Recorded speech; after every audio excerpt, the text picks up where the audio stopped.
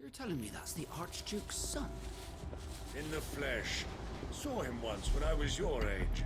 He had that same look in his eyes.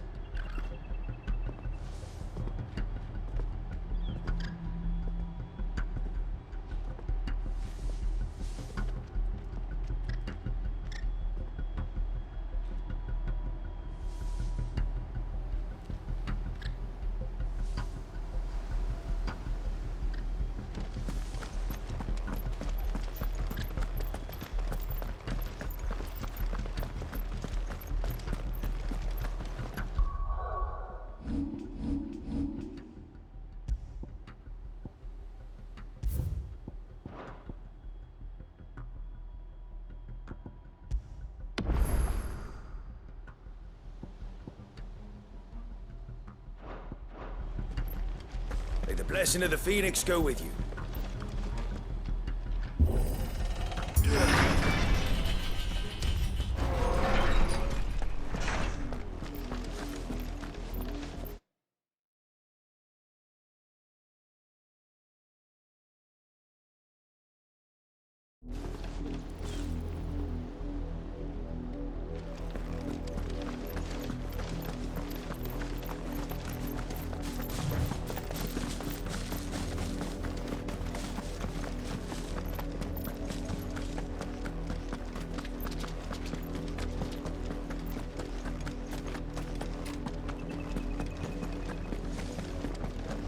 Sideways.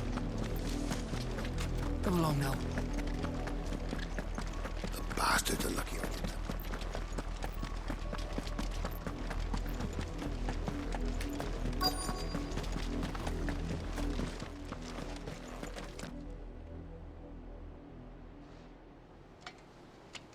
What is it now? I told you! We bear a message for the Vicereine. From the Guardians of the Flame. Ha! You presume to tell us that a pair of filthy vagabonds, a woman and a dog, could guard aught against the might of the Black Shields? Then come! Die along with your flame! For Azaria! For Azaria! Your petty revolution ends here. On these our swords we swear.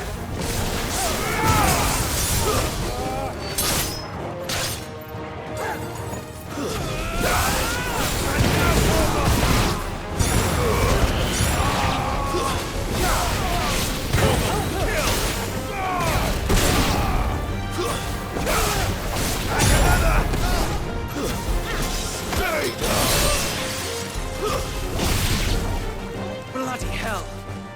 Reinforcements from the far bank! Fight that battle for them. Too slow.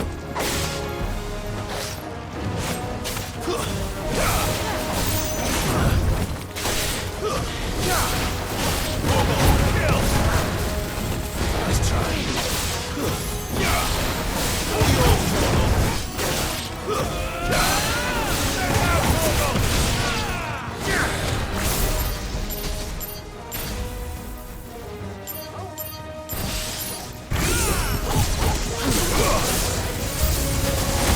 More dragons.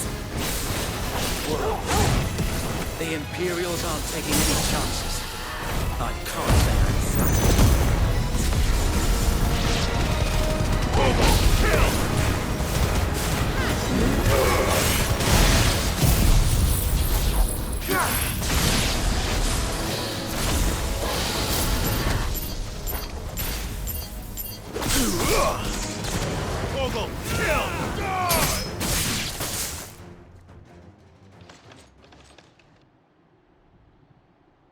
A noble stand, albeit a misguided one.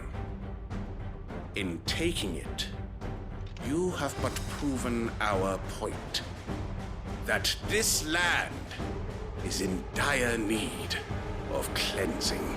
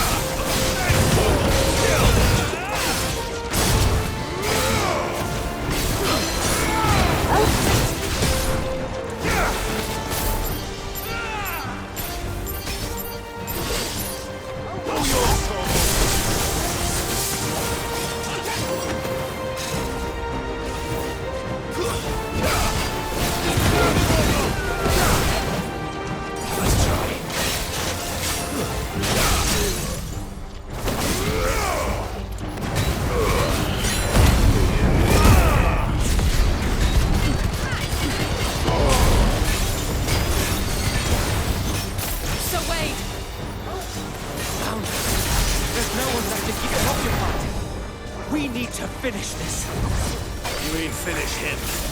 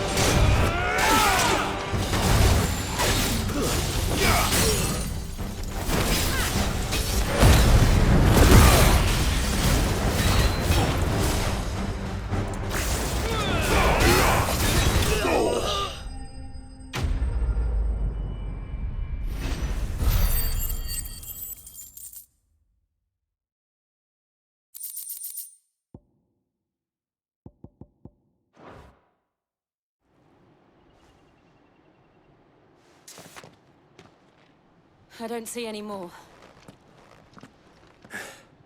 Nor do I. The plan worked. It did. It bloody worked. We sent every last one of the rotten bastards straight to the mud! My, Lord, perhaps this will be enough to stop the Cullings. For the time being, at least. Perhaps. Though I doubt my mother will take this loss well. She'll move swiftly to see her minions' ranks replenished. And then it will all begin again. I often wonder if the nation we once knew is gone for good. Her fields rot. Her people starve. We battled to preserve the flame that was, but for every foe we fell, another springs up in its place. Yet be that as it may, it is still our home, and we must fight for it. As we always have, and always will. For as long as the Firebird's flame burns in our hearts, the Duchy cannot die. And her loyal subjects may dream of a day when the Rosarian standard flies over Rosalith once more. So wait, Think we should fall back to Port Isolde before the garrison sends reinforcements? A sound strategy, my lord.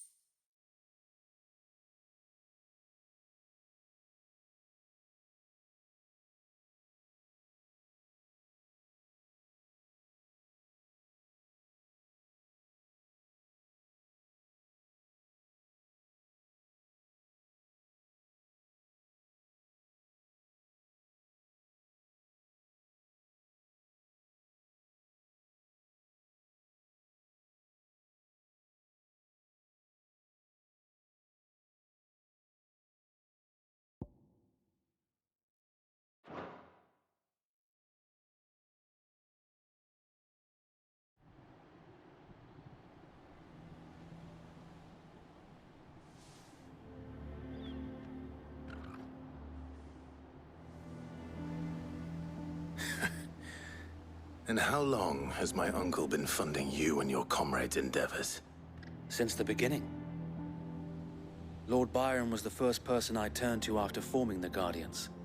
And had I known of this tunnel back then, I wouldn't almost have been hanged by the city guard for trying to sneak over the wall. I suppose a formal request for an audience would have appeared suspicious. And appearances must be maintained. Were the Vice-Regency to catch wind of Lord Byron's involvement in our movement, they'd seize his estate and send him to the gallows, where he would be of no use to anyone. And so, though it sickens him to the soul, he plays the part of the loyal lord, knowing that one wrong move might prove his downfall. It is why he remains ever vigilant. Don't be surprised if he refuses you an audience, especially since you're famously dead. Then I will have to think of a way to prove that I am neither wraith nor wrongdoer. I might have something which could help with the latter. It's the mark of the Guardians, Display it, and those who love Rosaria will know where your loyalties lie.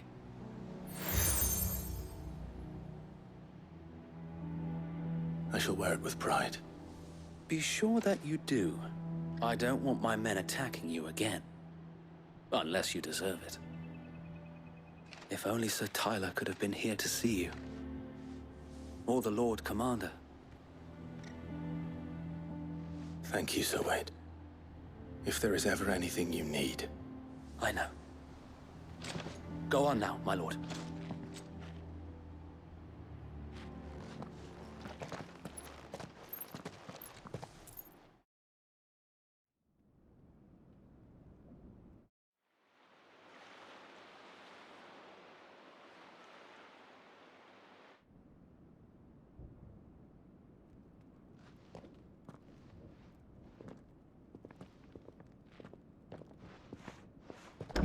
How accommodating. Do you really think they believe we are who we say we are? Not a chance.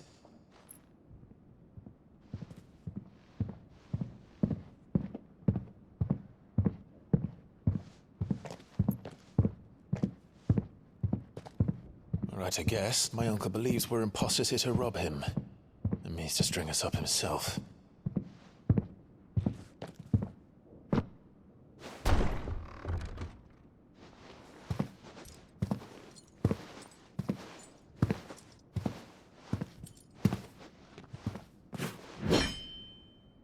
Imagine my surprise when I was told my nephew had come to visit.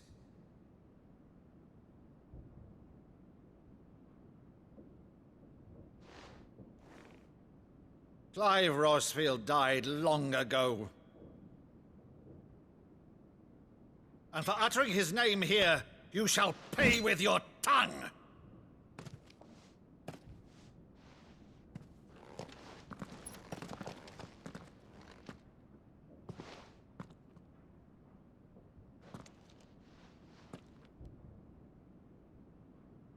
You would mock me as well?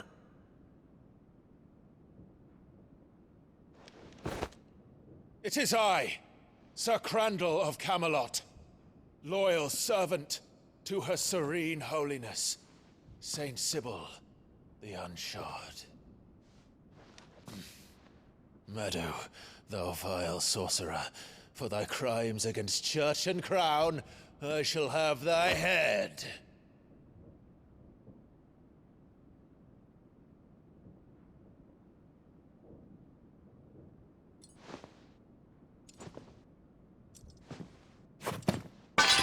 Curse thee, infectious flax wench. Even in death, must thou plague me still? Very well. I shall open the gates of hell, that thou might see thy charge once more.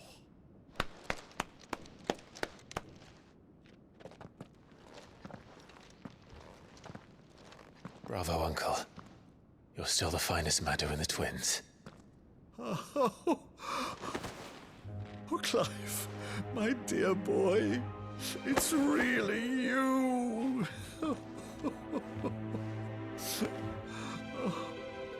You always were fond of that scene from The Saint in the Sanctuary. Never did let me play Sir Crandall.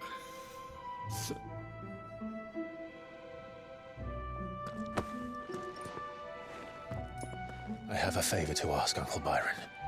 Rutherford, inform the kitchens. There'll be guests. We dine immediately. But, Uncle... You can't very well regale me with the tale of your miraculous preservation on an empty stomach. Go on, sit.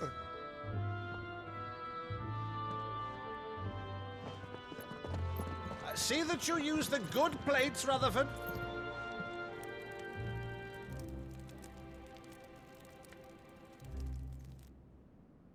So you arrived late to one of her cullings, did you?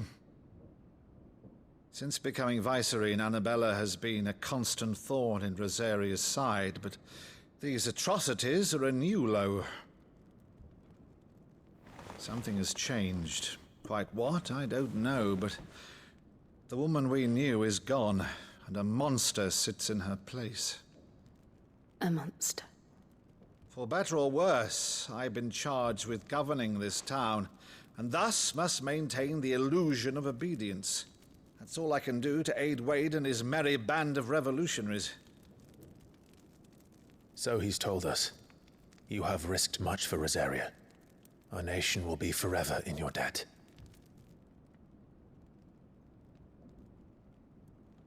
It has been 20 years, Clive. The nation your father and your forefathers fought to defend is no more. Perhaps it would be otherwise had I the courage of my brother.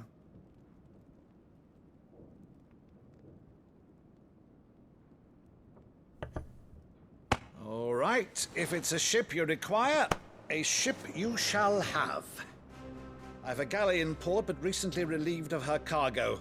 She can be outfitted for the voyage in a matter of weeks. So you believe us, then? About everything? Believe you? Ha! Only a fool would believe even half of the things you claim. But until tonight, only a fool would have believed my nephew still lived. And besides, I have it on good authority that Clive is telling the truth. Whose authority? On your own, of course. You've always been a terrible liar. Is that true? It's not untrue.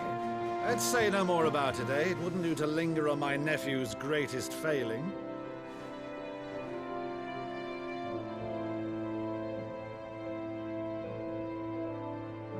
The one thing I cannot believe, though, is all this about you being Sid. You were always such a good boy, but now you're quite the outlaw. Which, if I'm not mistaken, would make me an outlaw's uncle. Right then, who shall we pillage first? Rutherford, fetch me my cutlass. This will be fun.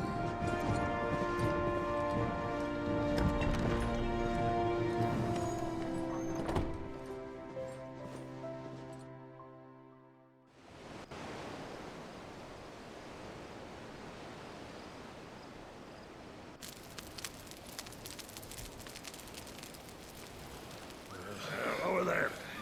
Go on. She's a fine ship, isn't she? Once outfitted, she'll bear us across the boiling sea to Drustinus in the space of 3 days.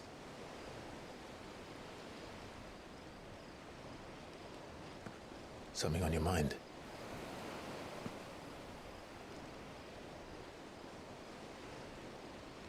Monsters. When I served the Iron Kingdom, I did so because I saw no other choice. Because once they learned that Lash would not move me, they turned it on those who could.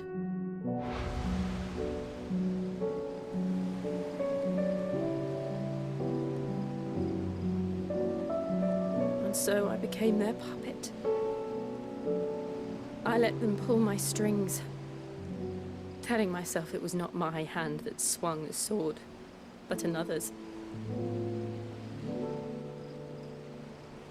I removed myself from the truth so I wouldn't feel the pain it caused.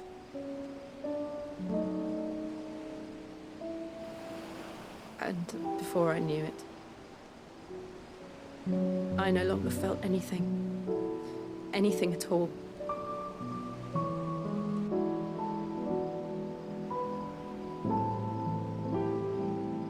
I had become a monster. Jill.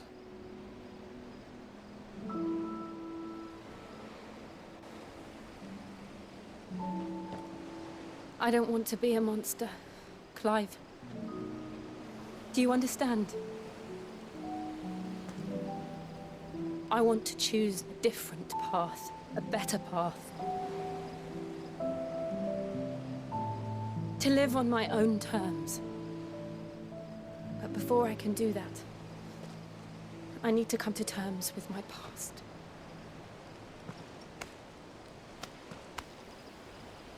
And when you do, I'll be standing there with you, just as you stood with me.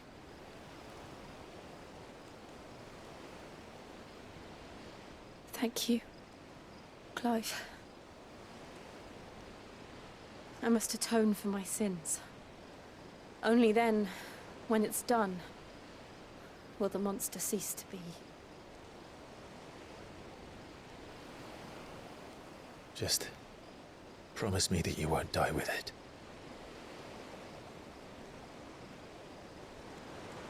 Now, let's get some sleep. The journey back to Benamir is long, and there is much to tell the others.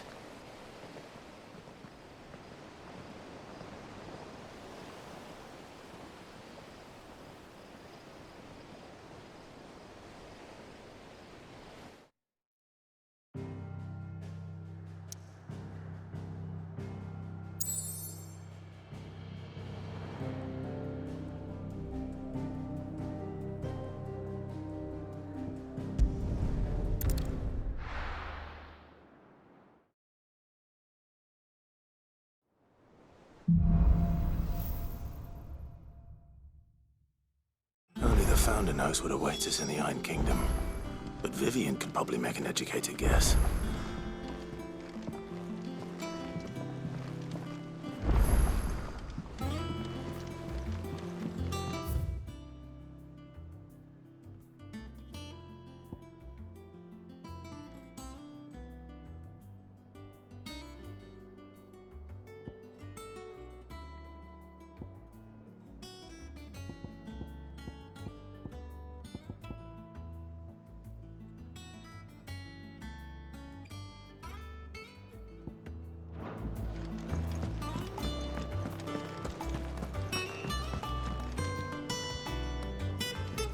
I didn't take you for a scholar, Ivan.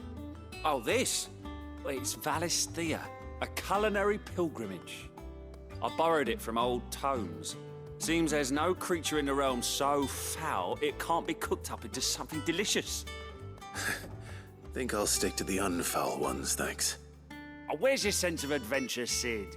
Honestly, one glance at these recipes, and even you would trade in your sword for a butcher's cleaver. From spit roasts to sweetmeats, this book has them all. What I wouldn't give to bring these recipes to life. If it's my blessing you're hoping for, then by all means. Well, I'm no hunter, Sid. The first tunnel worm I came across would be the death of me. But you're made of sterner stuff. Would you help me resurrect one of these recipes? Something tells me you won't be taking no for an answer. Fine, I'll help. Fantastic! Thank you. So, dare I ask what's on the menu? Chance's Stew. It was once a favourite among the gourmands of Oriflamme, if the author is to be believed. Though Molly's never heard of it. The only problem is that while the recipe is extremely detailed in most respects, it's infuriatingly cryptic as to the main ingredient.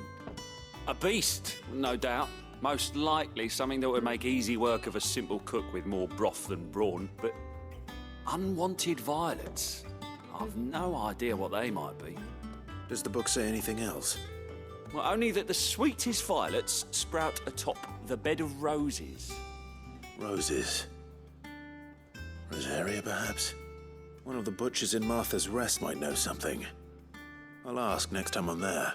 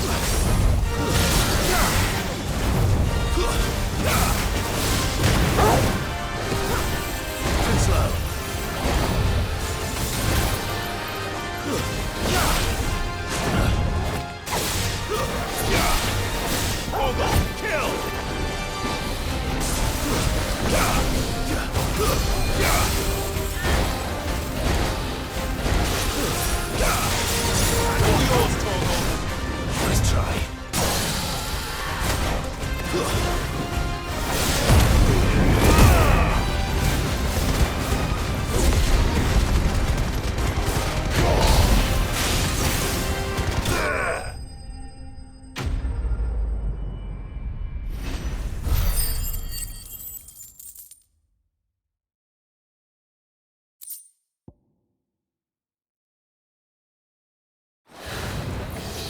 Hope there aren't any more of them.